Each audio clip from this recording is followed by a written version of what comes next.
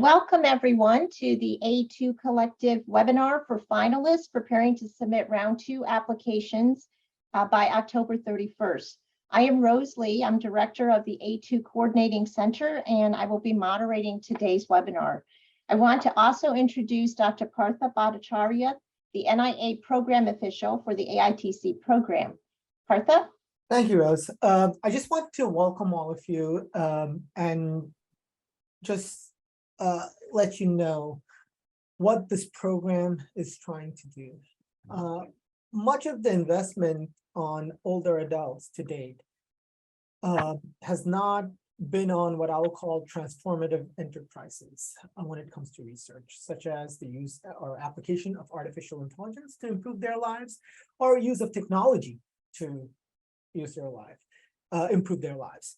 The purpose of this program is intent on using data, intent on using technology to improve lives of older adults. And the process begins with the work that you do. The process begins with your applications, and we hope, during today's discussion, you will learn about the process and we'll be able to help you get awards out of the door across all of our 3 centers. One point I'll note, during last round, there has been quite a few applications we awarded after our allocations were met. And it doesn't happen all the time. There are no guarantees for the future, but we do like to pick up applications that will have an impact on older adults' life, have an impact on individuals with Alzheimer's or Alzheimer's disease and related dementia. Last time, we just had funds to pick up additional applications on the Alzheimer's side. So I just want to clarify that and make that point, and we look forward to today's call, and please ask us any questions that you have. Thank you. Thank you, Partha. So in year 2 of the annual pilot award competition, we received more than 200 applications for pilot projects that are to be conducted in 37 states and territories. About 60% of the applicants to this second annual competition are not from academia. If you were invited to join today's call, you are part of a select group of finalists under consideration by one of the AITCs for funding. So today's webinar will cover 4 main topic areas. Dr. Kayla Harr will highlight some points we wanted to underscore about the application components.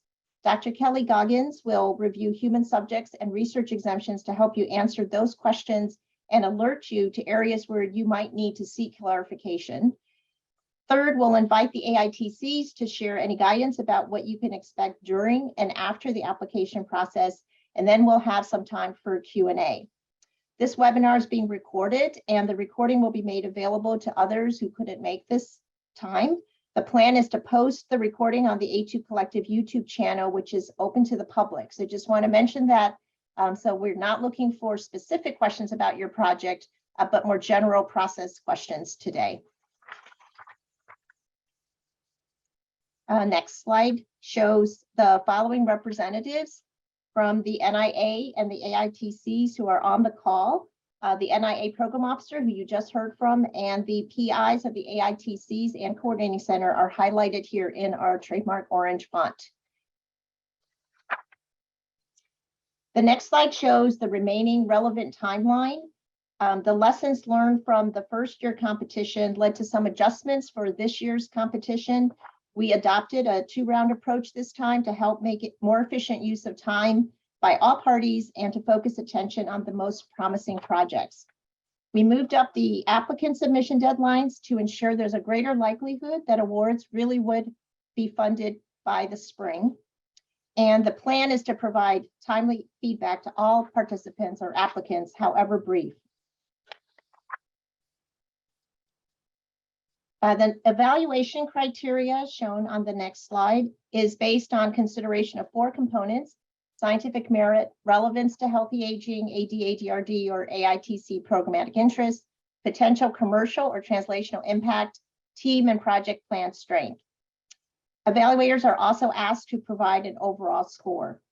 AITCs may give additional consideration to projects that leverage their resources or facilities or generate data sets, software, or hardware that might benefit the AITC research community at large. Other areas of consideration might include go-to-market strategy, regulatory reimbursement pathways, and mitigation of health disparities across the United States, including improving access to and delivery of care in rural areas. We wanted to note that any project that has been awarded SBIR or STTR or any other NIH research funding for the same or very similar work would not be eligible for this pilot program due to the overlap. Okay, next, Dr. Kayla Harr will briefly highlight considerations for the main components of the round 2 application, which we've highlighted here. Kayla? So I'm going to talk through the primary sections of the application, beginning with project summary, technology, and AITC relevance. Here you're seeing a screenshot pulled from that section of the application. So please note that you can access a full PDF of the application on our a2pilotawards.ai website. And you also all now should have access to the round 2 application in Accelerator app, which is where you will complete and submit your application. So in this first section of the application, we're primarily looking to characterize the technology development phase, the consumers or stakeholders relevant to your project, and the area of innovation that you're focusing on. So we ask that you select from these multiple choice questions the option that best approximates the details of your proposed pilot project.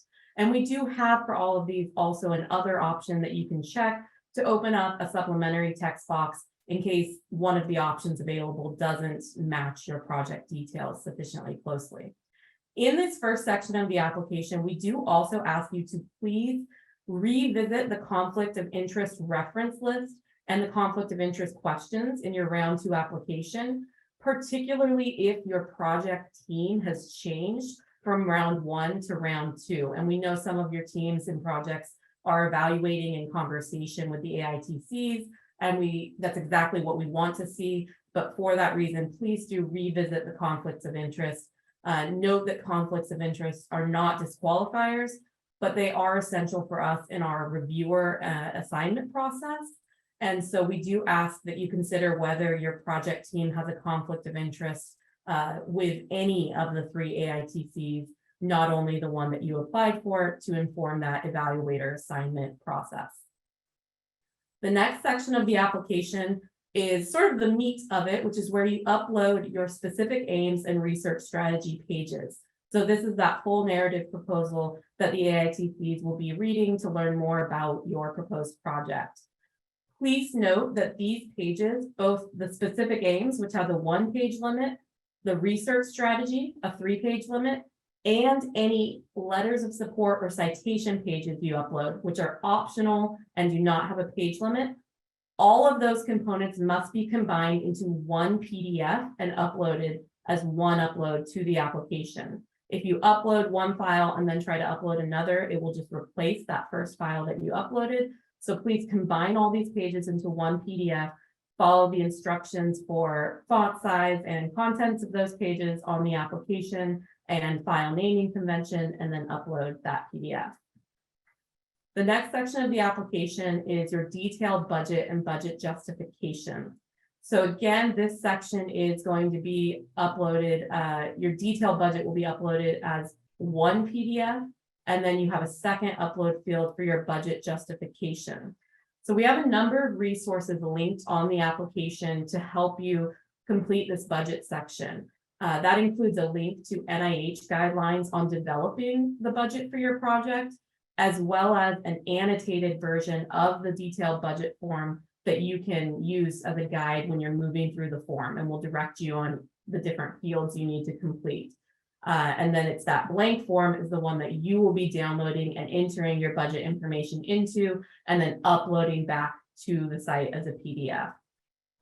For the budget justification, please note that we're asking you to upload that as a separate PDF, so you are not entering any budget justification information in the detailed budget form. you are typing up a separate budget justification, saving it as a PDF, and then using the second of the file upload options on this screen to submit that.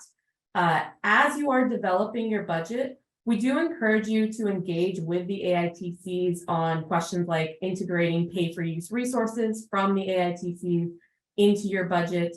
And we also encourage you to remember that indirect costs for the project are limited to 10% of your direct costs if your institution does not have a previously federally negotiated rate, other than that 10% de minimis rate. The next section and the final section that I'm going to discuss today is the personnel and performance site section of the application. So here, just please keep in mind that you must upload NIH biosketches for all key personnel. You do not need to upload a biosketch for personnel who are labeled as other significant contributors to your project, but all key personnel members need both an individual biosketch and they need to be added using the add button to add a second, third, fourth profile as is applicable. While you are adding different profiles using those tabs, the biosketches will ultimately be uploaded as one combined PDF. So each individual key personnel member has a biosketch that is combined into one single PDF and uploaded. Now, before we discuss the last section of the application, which is human subjects questions, I do want to take a moment and give the PIs who are with us on the call today to provide some insight on these first 4 sections of the application that I just discussed. So any insights on the contents of the research strategy, whether you expect applicants to include citations or letters of support, or what would be useful if they did. I'll just invite George, would you like to begin? Sure. I just wanted to echo that this is a great opportunity, and we're looking forward to reviewing full applications for those who have been invited to this round. In terms of some of the things to watch out for, especially when we think about letters of intent or citations, is that I would recommend adding that information that you think will make a stronger case for your application. So for example, with letters of support, if an application is looking to collaborate with specific clinical sites or other sites of their own network, or if they're going to obtain secondary data from a certain source, a letter of support could provide documentation of that commitment from the collaborator or from the person who's curating the data, so that reviewers can get a better understanding of whether there is enough support, institutional support, environmental support for the proposed work.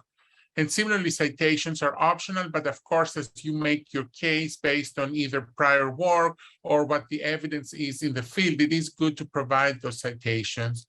I think we're hoping to see applications that are that have the potential to make an impact and be innovative. So in our review criteria, we are looking at the significance of the proposed work as well as the innovation that comes with that. And we do have reviewers with more of a technical as well as more of a clinical or gerontological background. So it's important to convey the importance of this work to a more broader interdisciplinary audience, and recognizing that you don't have that much space, given that there's page limitations for your main proposal. I would say it's also important to make sure that you highlight the key points and make a good case for the proposed work. And one final point I would say is that considering the duration of the work, so for a one-year project, you want to propose work that is feasible and doable and realistic to complete within that 1 year. So it is important to think about the timeline when thinking about the specific research activities and tasks, and convincing the reviewers that the work is indeed not only significant and important, but can be completed in the time frame that's allocated within that project. I guess those are just some few quick observations, and happy to answer any questions afterwards. Perfect. Thank you, George. Deepak or Nitish, would you like to provide some insights from Math AITC? Thank you. So welcome, everybody. We're also extremely excited to receive your full applications. We read the preliminary applications with great interest and selected a really strong group to move forward. There are a few things that we'll add to what George said, all of which we agree with. So we all use relatively similar NIH-style criteria. I think from our perspective, everything that has advanced to this stage is relatively innovative. And so things will live and die on significance as well as approach. So the details here of exactly how you're going to do what you're going to do and prove to us that it's feasible become particularly important. There is a separate, as many of you will know, but some of you may not have yet had the joy of submitting to NIH in the past, a human subject section that is required for the ultimate packet to be submitted for approval. And while it will provide a lot of details, even in the 3 pages that you have for this particular submission, we'd still encourage you to comment broadly on some human subjects considerations. So who you're going to recruit, from where, how you're going to get them, how many people, who they are, and with appropriate justifications. And so it may well be the case that you want to do something unusual or atypical, which may be perfectly fine. We're looking for innovative projects. It just needs to be explained. And you only have 3 pages, as you're well aware, so use the real estate wisely. The sort of last 2 comments that I'll make is that, many of you are coming from startups and for-profit corporations, and some of the submission materials were slightly more marketing oriented or meant for a slightly different audience as opposed to a research grant. Clearly, there was enough in there for us to figure out what you're interested in, and that was useful context for us to figure out, the underlying technology and its promise. But as you use your 3 pages now, we would encourage you to keep that to a minimum. Letters of support, for example, would be a good place to put some of that additional information if you want to add it. Last comment from us, and then I'll hand over to our Hopkins colleagues, that our particular center has a slightly perhaps narrower focus than some of the other 2, which is that we're particularly interested in technologies that facilitate healthy aging at home and the care of patients with ADRD in home settings.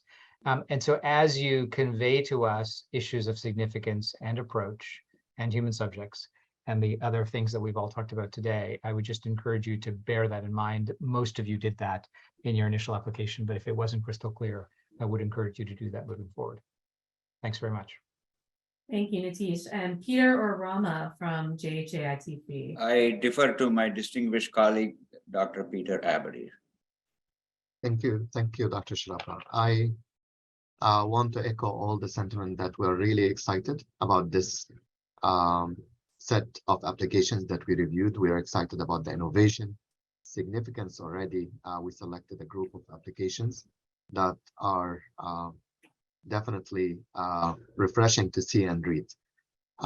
So I don't want to keep repeating. I don't want to repeat a lot of the stuff that was said, but I just want to highlight a few things that we're doing at the AITC. So during the month of October, we'll have Zoom hours for applicants. And I would like to ask you if you have specific questions, please reach out to Ms. Ann Wicker, our administrative manager, and I think Ann can put her email, and book an appointment through Zoom that we can go through your questions. And please send specifically the questions you want to ask so that we can pull some of our resources to be on the call and expertise and make sure that we address your questions appropriately. I want to highlight a few things also that we will be doing when we are reviewing the application. So just be, as it was said, that be very careful with your real estate. We know that the area, every application will be reviewed by a clinician, an engineer, so don't spend a lot of time talking about innovations and significance. Just be very specific on your statements. Feasibility is a big deal here, and looking at commercialization also is part of our evaluation. We also put some weight on your utilization of our resources, and resources can be expertise, can be the course, can be any part of the center. So I think that's all what I have for you guys, and again, excited to meet with you all and talk through specific applications. Great, thank you so much, Peter. So now, before we do, Kayla, may I add just one thing from Hopkins? Yeah. Based on what we have seen in year one, many proposals just say we're going to use AI. So we'd like to see some details. I know you are page limited. AI has become so broad, anything from regression to the full-blown knowledge-based reasoning. It's a big, long spectrum. So some proposal just comes and says we're going to use the AI for doing this. I'd like to know what exactly you want to do. So that's something that I'd like to point out. So please be specific, maybe even a paragraph, specific techniques and so on. So it'll give us an idea about the feasibility and how successful or relevant the technology that AI is for your technology. Thank you. Thank you for that guidance, Rama. So now Dr. Kelli Goggans will provide some guidance on answering the questions that form the last section of the application, which is human subjects and research exemptions. And she will provide some definitions to help you answer these questions accurately in your round 2 A2 Pilot Awards application. Kelli. Thank you, Kayla. And it's great to have you all here to be presenting. We will go ahead and move on to the next slide. We're going to come back to that one. But I wanted to highlight first why this is important. So we've already kind of emphasized this part of the research application here, but 87% of you already indicated that you're intending to do human subjects research. So we're going to outline exactly what that is and then walk through the end of the application right when we get to the end of this section. And so here we're going to start with, there are 3 questions that determine if your research involves human subjects. And the first one is the activity research according to regulations. Now, the common rule, which gives us most of our regulations involving human subjects research, defines research as a systematic investigation, including research, development, testing, and evaluation designed to develop or contribute to generalizable knowledge. And I'm sure most of our applications here go along with that sentiment. So we're going to move on to question 2, which I feel is more subjective on the next slide. So here we have question 2, and does the research involve human subjects based on the definition in the regulations? So if we look at the 2018 revised common rule, it defines human subjects as a living individual about whom an investigator, whether you're a professional or a student, is conducting research. And this research can involve obtaining information or biospecimens through intervention or interaction with the individual, and using, studying, or analyzing these information or biospecimens. Additionally, the research can also involve obtaining, using, studying, analyzing, or generating identifiable private information or identifiable biospecimens. If you say yes to this question, you have human subjects research. However, if we move on to the next question, on the next slide, question 3, we do have some possible exemptions. So your human subjects research can be exempt, and we'll kind of highlight some of those as we move on, because you can get a feel for if your research is applicable to an exemption by the human subjects research decision tool. Otherwise, if research is exempt, is usually determined by IRB boards. So you will need to be in contact with your AITC to make sure that you actually qualify for the exemption you'll be applying to, and that you address that accordingly in the application. If we move on to the next, we're going to open up just kind of an overview of the human subjects decision tool. We'll also include this link for you, but we'll start with question 1. And the option I selected here basically is the answer to if you have human subjects research. You have an intervention or an interaction with a living individual that generates data or identifiable data. However, you could also have research that only involves secondary data or biospecimens that don't have identifiable links to them, or you may have only storing or maintenance of data in your application. These may qualify for exemptions, and you can find out more information about them in this tool. However, if we choose the first option and move on to the next question on the next slide, we can select the option here that best describes your research. And this lists some additional exemptions you may qualify, such as if you're only using surveys or interviews, or if you're going to do only benign behavioral interventions, then you may qualify for other exemptions and only have to go through a limited IRB review instead of a full IRB review. And you'll need to be informed on this and bring it up with your AITC. However, most of you, none of this will apply to, and we'll move on to the third or the final slide of this section with the result. So it will inform you your study is considered non-exempt human subjects research, tell you some forms you need to fill out for your final NIA application, and also give you some resources to further educate yourself. It also hints that if your study involves a clinical trial, you must include additional forms. If we go on to the next slide, I will highlight to you what a clinical trial is and how we address this in your application. So the NIH defines a clinical trial as a research study in which one or more human subjects are prospectively assigned, which means that you've determined the groups that they should be assigned to in your study, and they're assigned to one or more interventions to evaluate the effects of the interventions on health-related biomedical or behavioral outcomes. Now, we help to cover this decision in your application. So you'll see on the right, we have part of your application, and you will select if you have human subjects research. And if you select yes, we'll ask if you know if you have a possible exemption number. This can help us to further check back with you to make sure this is accurate, or help your AITCs to do that. Additionally, we'll ask you if the participants are prospectively assigned, if the study is designed to evaluate the effect of the intervention on the participants, and is the effect that will be evaluated a health-related biomedical or behavioral outcome. If you answer yes to all three of these questions, that informs the AITC that you do have a clinical trial. It informs you have a clinical trial, and there will be additional forms that need to be filled out if you are selected, and we will go over that later. Additionally, if we go on to the next slide, we do have some resources. This is a new field for some people, especially if you're not involved in the academic world already. And all of these regulations are outlined by the Department of Health and Human Services, and all of the regulations, can be found in the Code of Federal Regulations at 45 CFR Part 46 that provides all of the basic protections for people in research, but also covers vulnerable populations. You may not qualify for exemptions the same way if you're going to specifically use children or women or prisoners, so you need to consider that. We also have links to the human subjects and clinical trial decisions tools that you can utilize to further educate how your study may apply to these.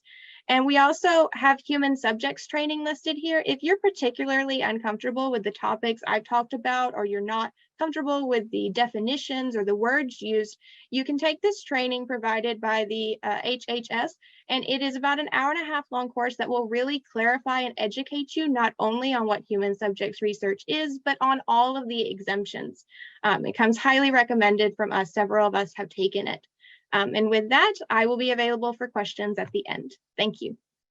Thank you very much, Kelly. We're going to focus next on the application and post-application process.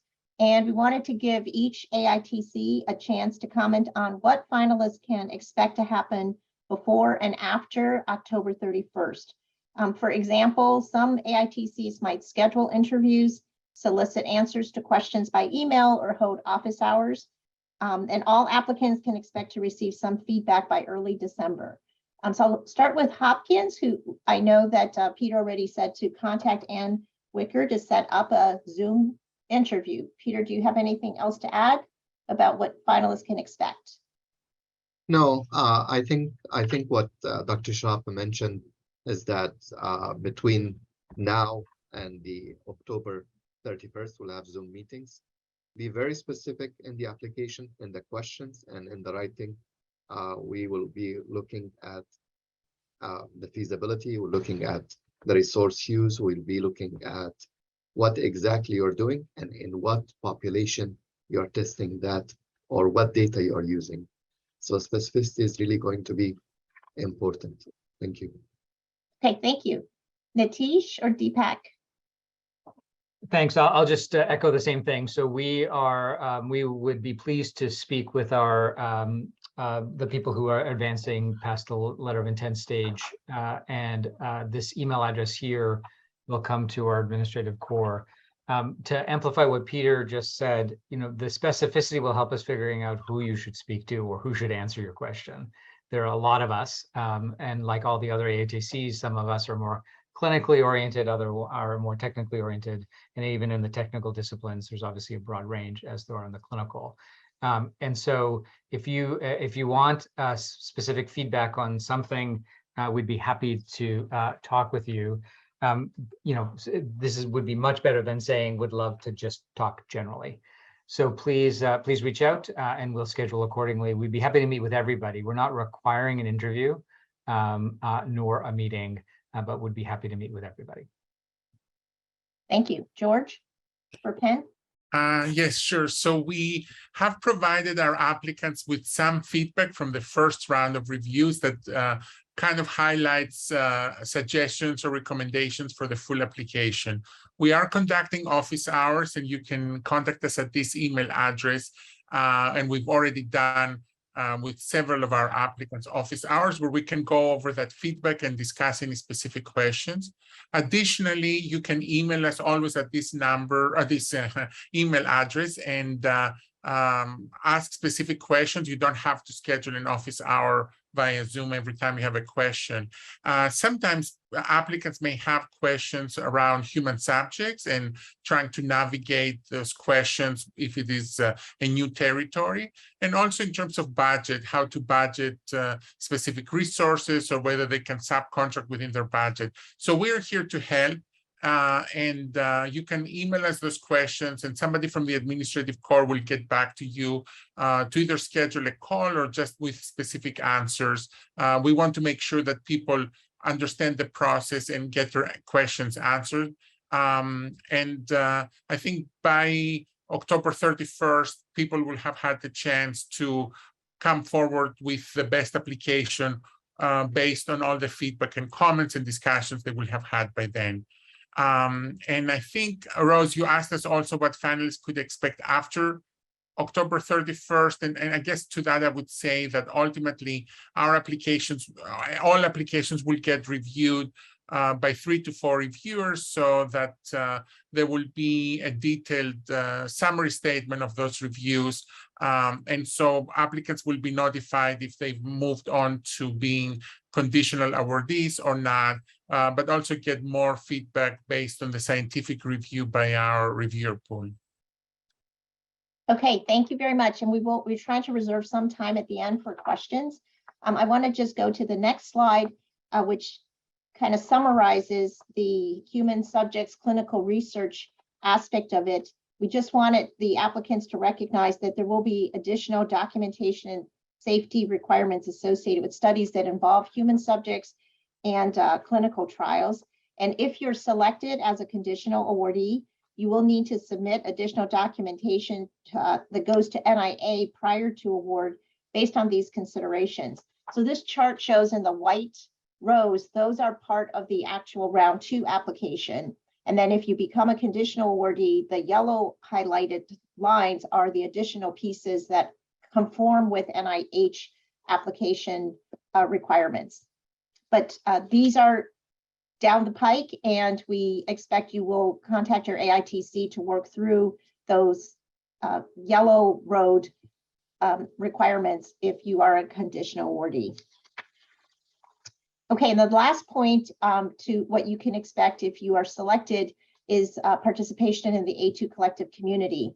One of the important principles is data sharing, and being awarded or collecting data, there's an expectation that the data will be shared with other researchers. There can be a time, 1 or 2 years after you collect it, that happens. There's definitely respect for IP rights. Nobody's expecting you to give up any proprietary information, but please work with your AITC to understand what those expectations are.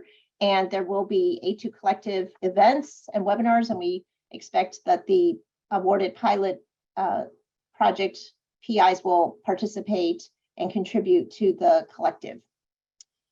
Okay, so We have now the following representatives from the AITCs are on the call to take your questions. And I think, Kayla, there might be a couple from the chat. Yeah, thanks, Rose. We had a great question in the chat from Laura Ojeda on, is there any limit on the amount of funds that an applicant can subcontract? And as we answer that question, I would also invite the PIs to more broadly talk about how budgets might have changed from the round 1 to round 2 application, and how you would like applicants to handle that, or if they should discuss potential alterations to their budget, whether increases or decreases from the round 1 application with you. So just very briefly, I think in terms of subcontract, I don't think we have any specific restriction. I'm talking on behalf of Mass AITC, but others can chime in as well. But I don't think we have a specific restrictions in terms of the subcontracting amounts. I think the second question was regarding the budget. So, we largely, at least in the LOI stage, the review was largely based on the scientific merit of the proposal, not so much in the budget. So I don't think there is a problem necessarily changing the budget. We do expect that, given the feedback, maybe some aspects of the team might change, maybe some aspects of the budget might change. Last year, we had a cap of $250K direct total cost in our center, given the proposals that we funded.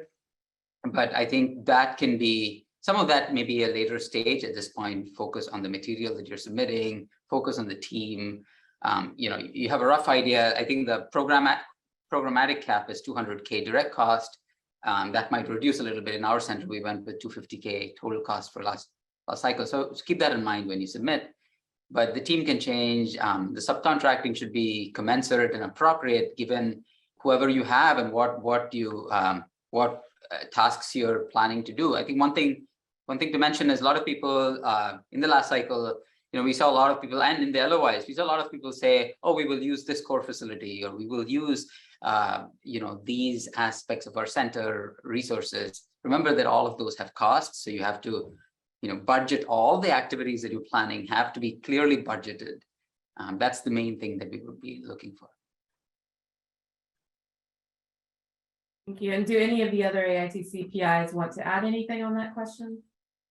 This is Phil from Hopkins. I actually want to bold the last point that Deepak made, which is we had received applications last year, some of which proposing, for example, subject recruitment.